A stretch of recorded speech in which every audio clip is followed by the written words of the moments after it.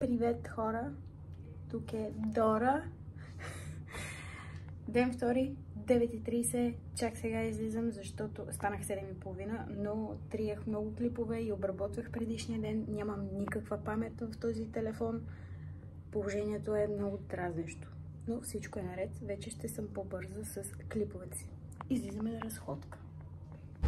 Върховният план, който аз и ChatGPT направихме, е следният. В момента отивам към базиликата Свети Стефан.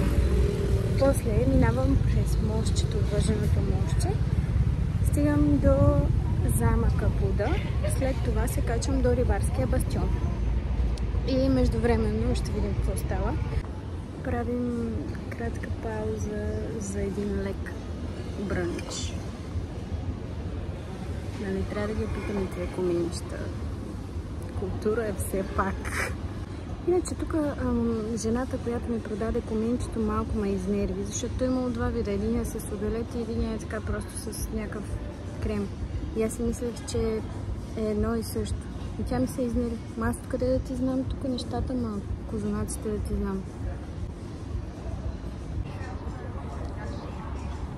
Тук положението стана много гадно.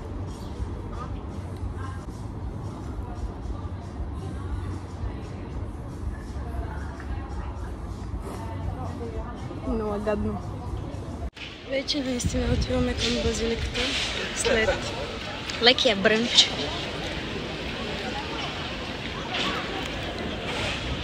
Дойдох сега тук отстрани да си взема билет и то има намаление за студенти. Аз реално вече май не съм студент, защото не съм записала още магистър.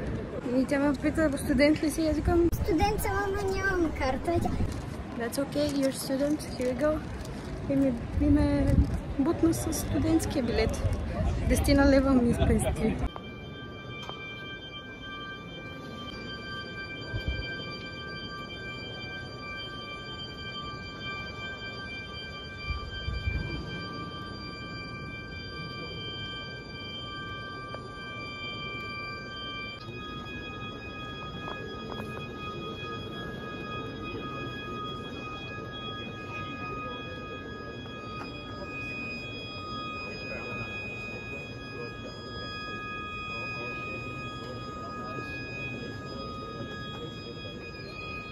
Аз съм с риска, защото все пак е свещено място, поне рамената да са ми покрити. Както отвън, така и отвътре. Е внушително красиво и голямо и невеличествено.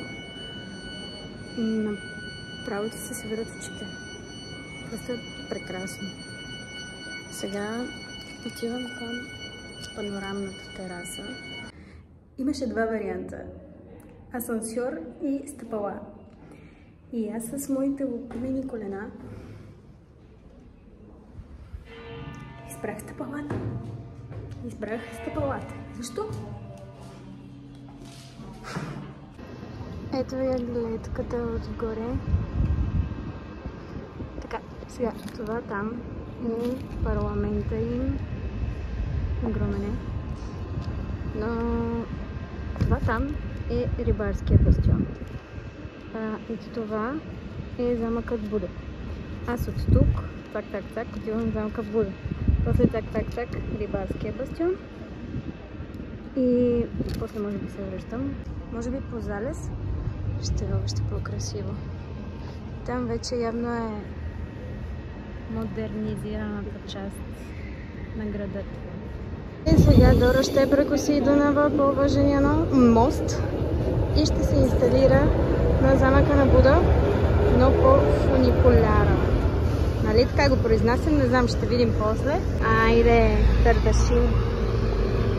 Малка промяна, приятели. Отиваме направо към Рибарския бастион, тъй като минах през един нон-стоп да си взема водичка и после на връщане ще минем през Буда Касъл. Ако не се разтопя до тогава. Страшна жега е. Но всичко е наред. Ами, ето го Рибарския бастион. Разбрах, че след 7 и рано сутрин няма входове за допълнителните тераси, които са и там. И мисля, че там. Не знам дали ще се върна, защото имам организирано круизче в 9 без 5 вечерта. Може да ги съчетая да дойда тук да гледам залезът. Би трябвало да е много красив.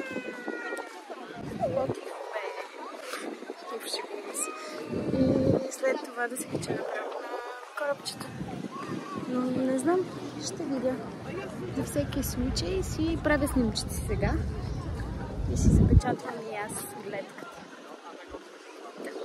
Тръба и от двете страни пръска вода и там хората се разхлаждат. Аз уж се разхладих и аз, ама ще припадна.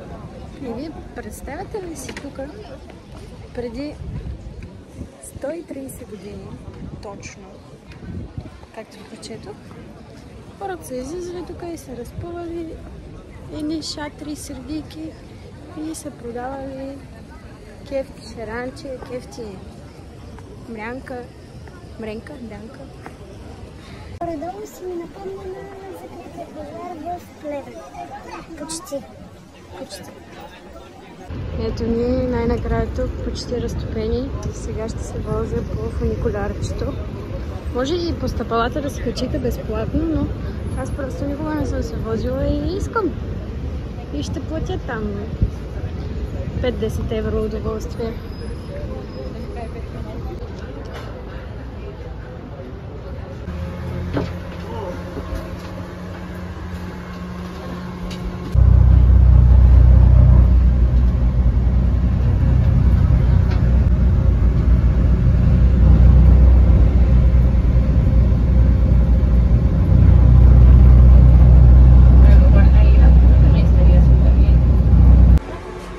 Удоволствие, приятели, струваше 25 лева. Една минутка. Thank you. Ама беше хубаво.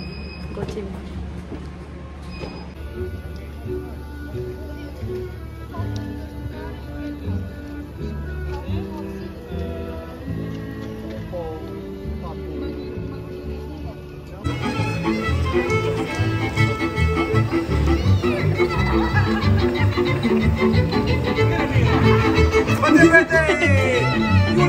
Juliska, hova mennään Juliska? Joi, mama! Hoppa! Vad är det?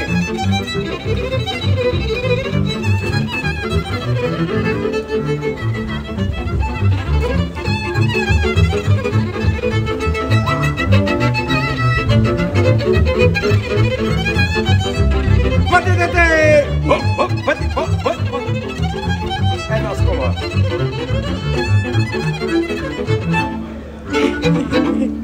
Браво!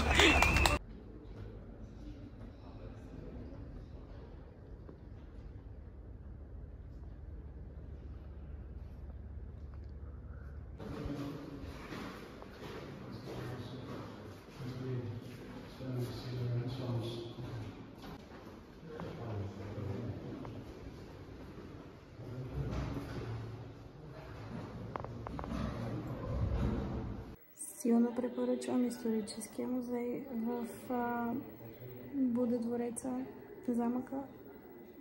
Историята е от праисторията до основаването до днес. Всичко, разбирате ли? И има аудиодигове, има от камъните до... Сега съм в една стаичка. И гледам телевизия на черно-бял телевизор. От дома, между другото, имахме същата рибка. Стъклена. Готино. Фурна. Шибам се.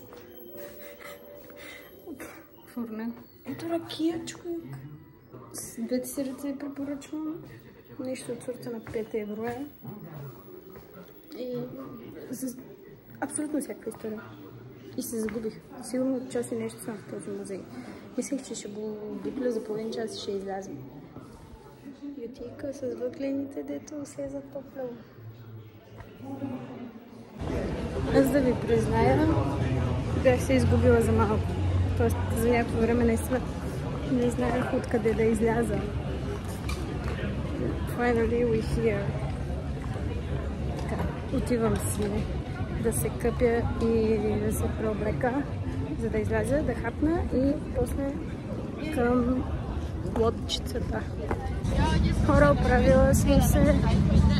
Ядох колаш, но не снимах. И сега бързам, защото почти закъснявам за лодката. Нищо не съм снимала, защото нямаше ни ток, нямах и бактерия. Ще снимам сега от лодката, като се кача.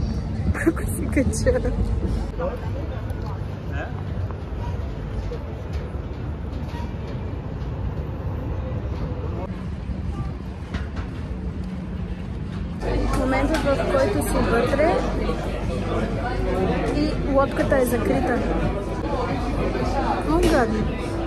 Пак ще има хубави гледки, но няма да е също.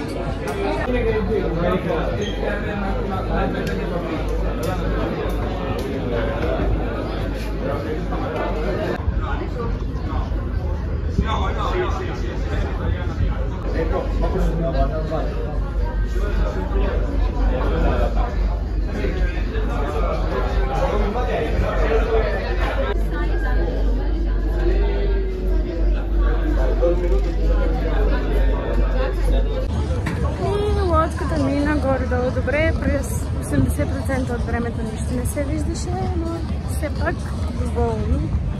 Няма да мрънкаме. Сега ще се видя с двете момичета, с които се запознах още на летището в България. И може би ще се разходим някъде, на мен ми се яде сладолед. Просто ще бъда с тях. И така, всичко е наред. Ами казвам ви добро утро от следващия ден. Снощи забравих да си приключа влога. Поне аз съм влогър. И съм виждала и на други влогари да се случва това. Набързо какво правихме снощи. Видях се с момичетата, разходихме се около парламента, наштракаха ми няколко снимки, тръгнаха си с метрото, аз си тръгнах пеша. По пътя ядох сладолед в коминче. Като се прибрах, изпих едно съмърсби. Къпах се и си легнах. Не знам дали ще следя двете клипчета, т.е. двата дни, втори и трети. Ще видим. Вероятно няма, защото ще стане много дълго.